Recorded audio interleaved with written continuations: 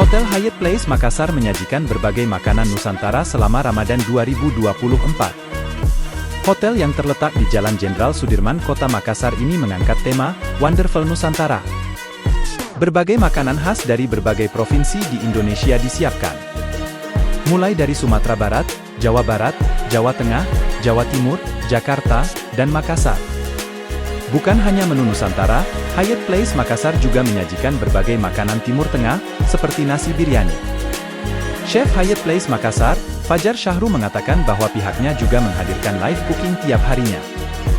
Khusus makanan khas Makassar, bakal disajikan paleko, coto Makassar, hingga sayur tutu. Hyatt Place Makassar menawarkan harga berbuka Rp250.000 per pers.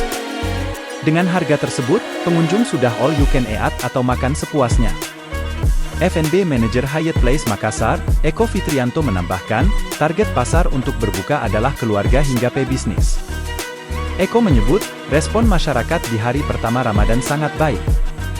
Bahkan, khusus di hari kedua Ramadan, sudah full booking.